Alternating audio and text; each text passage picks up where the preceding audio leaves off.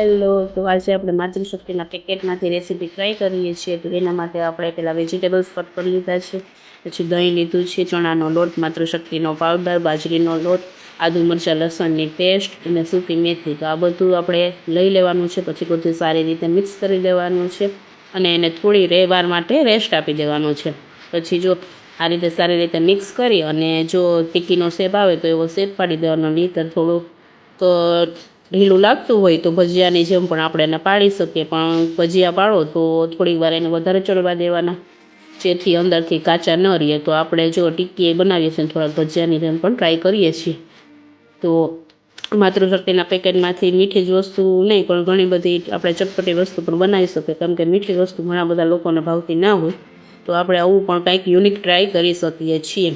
અને સગર્ભા બહેનો, ધાત્રી માતાઓને આપણે જેમને જેવું ભાવતું હોય એવું આપણે એને ખવડાવવાની ટ્રાય કરીએ અને કંઈ પણ નવું બનાવવું હોય તો બનાવી શકીએ. તો અમારી રેસીપી તમને સારી લાગે તો લાઈક કરજો, શેર કરજો. તો ચાલો આપણે બીજો રાઉન્ડ ચાલુ કરી દીધો છે, કેમ કે થોડોક ઢીલો લોટ થઈ ગયો. તો આપણે છેલ્લે આપણે થોડીક ટિક્કી પણ બનાવશું. આપણે સરસ મજાની આજે ટાઈમ મળ્યો તો આપણે રેસીપી ટ્રાય કરી લીધી છે. પછી આપણે હવે ટેસ્ટ કરી લઈએ કેવી બની છે.